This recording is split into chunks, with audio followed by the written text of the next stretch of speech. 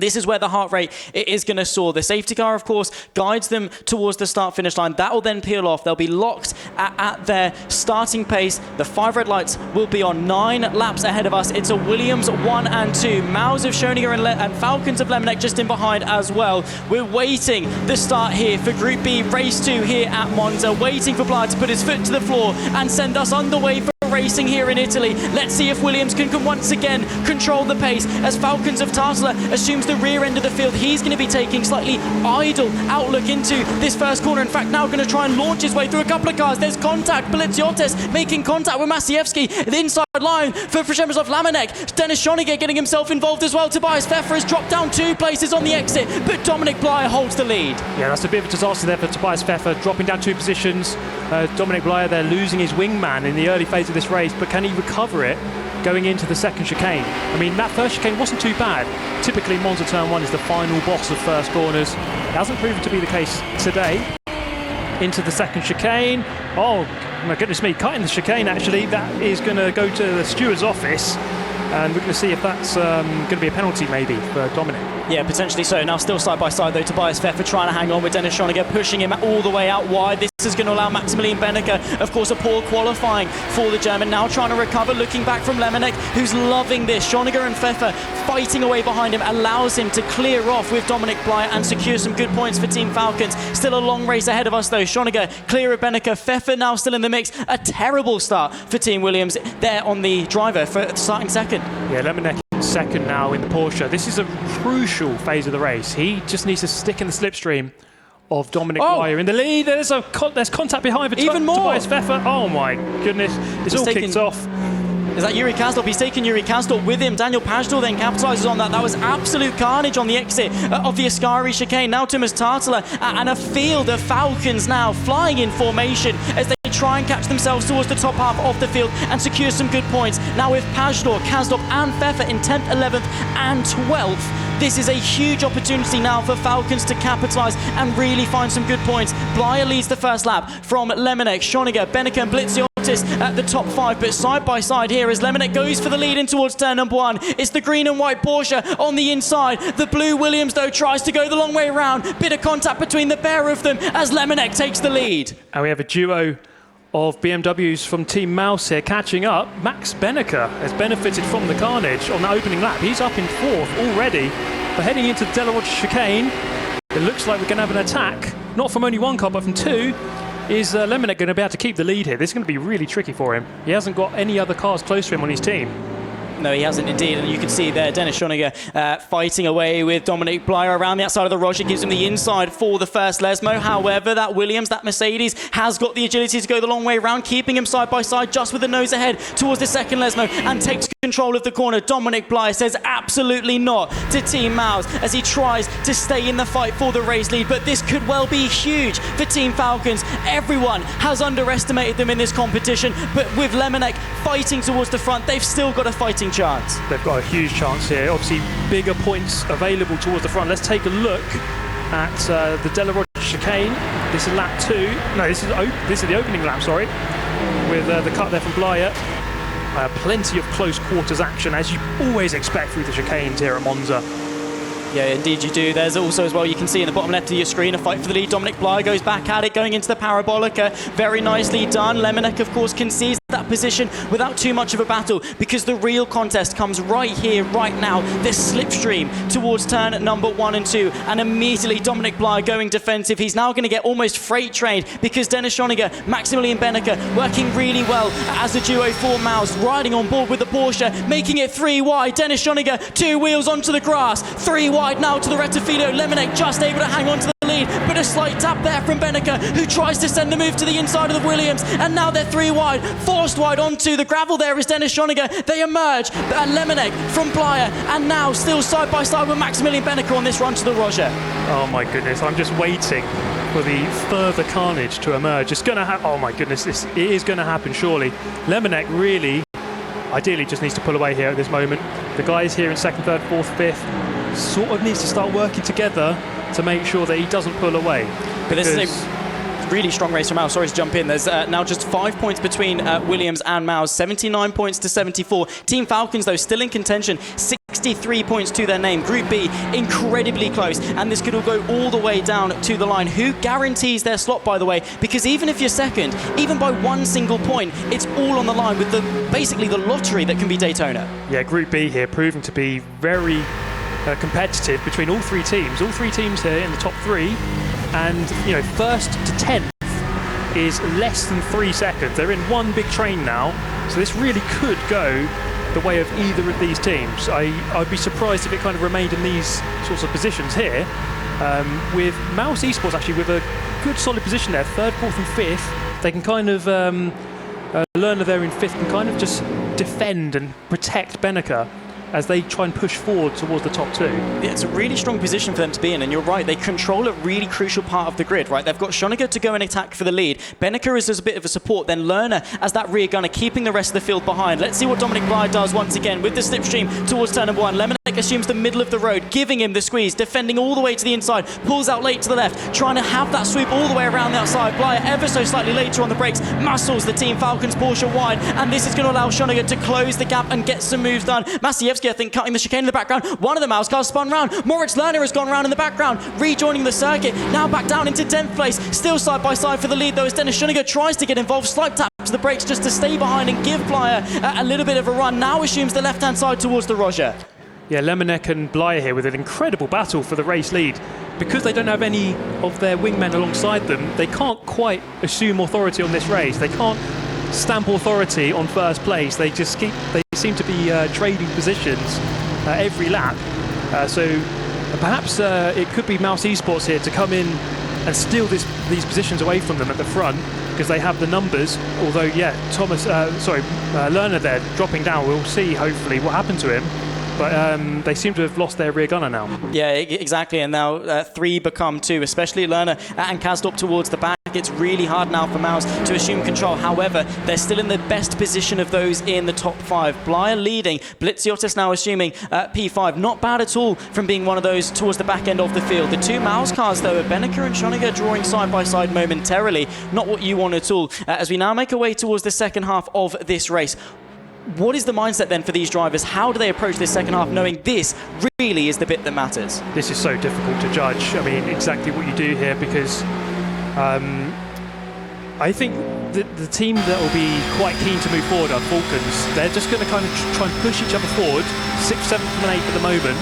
But if they can just get onto the back of Blitziotis, then they could tried to demote the Williams driver, of course, and there's 3 of them doing that. Who was that going wide? That was Blitziotis, I think. It was indeed. Dropping wide on turn 1. Yeah, cutting the chicane as well. He's going to have to give all of those positions back, not taking any attempt to go through the slalom, going wide then through Curva Grande, and that, not at all what he wants. Broke a bit too late, caught himself out, and then had to take some avoiding action over the AstroTurf. Now Lemonek on the back of Dominic Bly onto lap 5 of 9, not quite close enough for a move into the Roger. Blitziotis retakes then that 5th place. However, Maciejewski trying to capitalise on his mistake, make that 2 Falcons inside the top 5, but not for very long. One of them is off in the background. That's Jakub Maciejewski. Oh my goodness, I think he was side by side with Blitziotis as he was trying to give back the position. Now, I just noticed there that the gap between Tattel and Benneker was so small that Blitziotis couldn't quite slot in, and it looks as though he kind of forced his way in, but we'll see a replay of that hopefully. But yeah, Maciejewski dropping down a lot of positions there, so not ideal for Team Falcons. Not at all. This is Thomas Tatteler again, one of the stronger drivers for Team Falcons, going side by side with Blitziotis, who goes around the outside of him through Ascari. Very brave stuff then from a driver who's only in his first season of R1 competition. Williams, by the way, one of the most inexperienced teams on the entire grid, really, of R1. They're an average age of 21 and a half years old, and 2 of their drivers in their first campaign in R1, and yet they're one of the favourites here in Group B, really establishing some good control. Quick update as well, couple of incidents under investigation by the stewards. Penalty points, with how close it is in the standings, could make a real difference. Yeah, definitely, especially around Monza, such close, contentious racing. There's always that potential for a penalty, as now Dennis Schoeniger looking for the attack on Lemonek, who has dropped off the back of Blyer, who seems to have settled down here in the lead. They were trading places. Look at that battle for 5th with Tatteler and Pavlovsky side by side there with Pashtor. Who's going to come out on top there? Find out. It's going to be a case of who puts their foot to the floor first. Kamil Pavlovsky, though, with the outside line, just able, really, I think, to get that acceleration, get the car rotated, get it in a straight line a little bit quicker. However, that does give the slipstream going in favour of Daniel Pashtor, who's now in 8th place, and now, of course, trying to get that counter-attack back on for what is going to be 7th place. Inside line for the Roger. The Porsche ever so slightly better. Turns in, of course, giving the Williams as little room as possible. Side by side on the exit over the gravel. Of course, losing ever so slightly a bit of speed on the exit, giving him a squeeze. I mean, he almost had 2 wheels on the grass there. It's so close to the limit, but not a millimetre over it. However, that's way too much there from Pavlovsky. He's going to be going wide, lose maybe 1, maybe even 2 places. Yeah, this has been a disastrous couple of laps here with Team Falcons. They were looking pretty strong. They had 5th, 6th and 7th all sewn up. And suddenly, the complexion of the race has changed for them quite quickly. So it's really interesting to watch this, as no team seems to really be able to take a stranglehold of this one. But Dennis Blyer doing a solid job here. He's pulling away. Actually, no, he's only 2 tenths away. The top 4 actually within 6 tenths of each other. So Mouse Esports, I think, as you can see here, looking now to use their numbers. They have 2.